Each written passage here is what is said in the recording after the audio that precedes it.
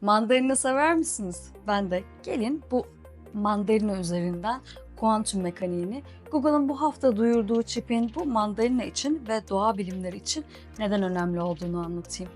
Sonunda teknoloji doğa bilimleri için bir şeyler yapıyor ve ben bu konuda çok ama çok heyecanlıyım.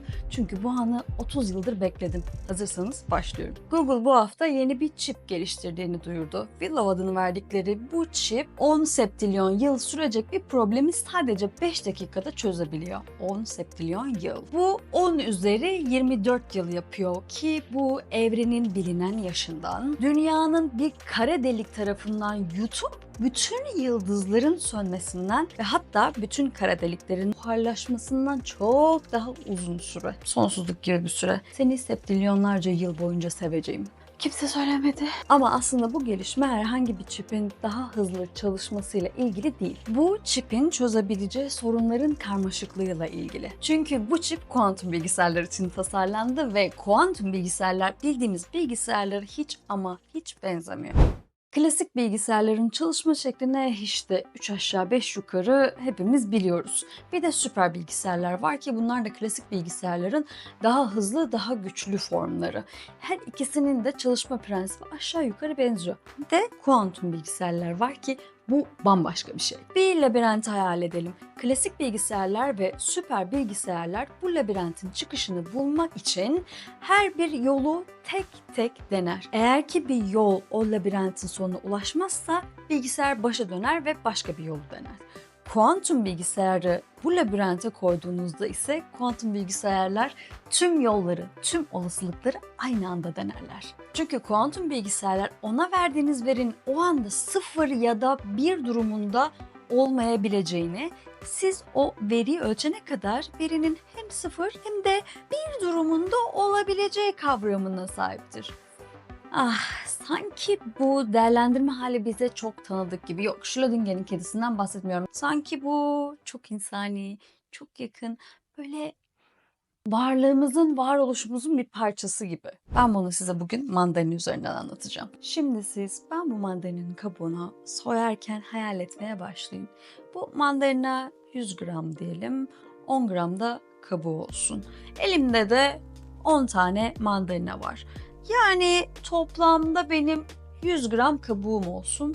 Kabuğun da %60'ı su olsun. 60 gram suda yaklaşık 2 çarpı 10 üzeri 24 su molekülü bulunuyor. Az önce 10 üzeri 24'ün 1 septilyon olduğunu öğrenmiştik. Yani bu 10 adet mandalinanın kabuğunda elime sığmadı. Yaklaşık olarak 2 septilyon molekül su var. Peki bu su molekülü bu mandalina kabuklarının neresinde? Ve ben bu mandalina kabuğunu soyarken bu moleküller nasıl hareket eder?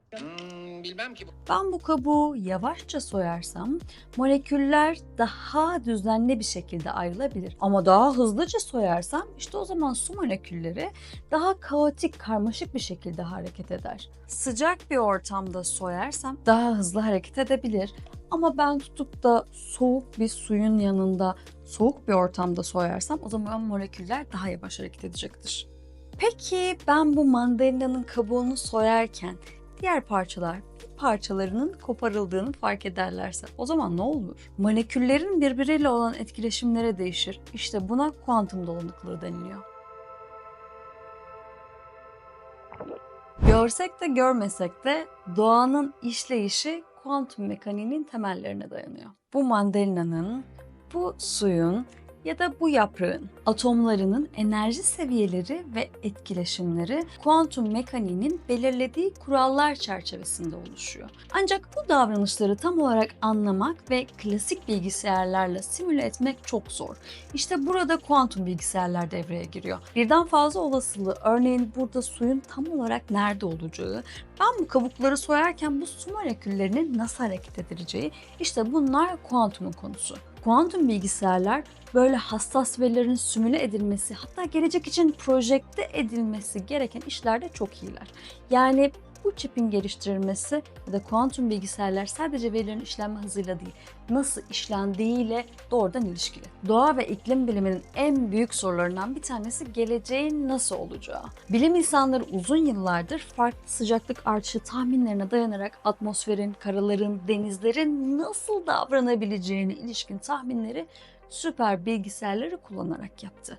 Sadece iklim projeksiyonları değil, benim de içinde bulunduğum hava kirliliği tahminleri, kuraklık tahminleri, sera gazı emisyonuna ilişkin kompleks tahminleri biz hep süper bilgisayarlarda yaptık. Bunu yaparken erişebildiğimiz laboratuvar sayısı da son derece sınırlıydı bu arada. Şu anda ise kuantum bilgisayarlardan bahsediyoruz. Kuantum bilgisayarlar sayesinde doğanın gerçeğine daha yakın iklim modelleri, doğa modelleri oluşturabiliriz. Atmosferin, ekosistemlerin nasıl tepki verdiğini daha iyi anlayabiliriz. Ya da kuantum bilgisayarlar sayesinde uzun molekül dizilimleri gerektiren yeni materyaller geliştirebiliriz. Örneğin esnek güneş panelleri gibi malzemeler, enerji kaybının önleneceği enerji şebekeleri veya daha verimli bataryalar üretebiliriz. Kuantum bilgisayarların kullanımı şu anda hala sınırlı. Google, IBM, Amazon gibi büyük teknoloji şirketleri kuantum bilgisayarlara bulut üzerinden bir miktar erişim hizmeti sunuyor. Bunun nedeni de kuantum bilgisayarların çevresel gürültüden özellikle çok kolay etkilenmesi ve daha kolay hata yapmaları. Ve bu hafta Google'un duyurduğu çip bu hataların azalmasını sağlayan bir sistemle çalışıyor. Diğer taraftan kuantum bilgisayarlar da yenilenebilir enerji teknolojileri gibi nadir bulunan ve sınırlı sayıdaki kritik minerale ihtiyaç duyuyor. Bu minerallerin hem nerede bulunduğunu çok iyi bilmiyoruz hem de çıkartılırken çevreye etkilerinin nasıl azaltılacağı hala bir soru işareti. İnsanlığın bir ucu teknolojide çok hızlı ilerlerken çevre bilimlerine olan ilgi ve ayrılan kaynağın azlığı nedeniyle hala çöp gibi basit sorunlarımızı çözemiyoruz.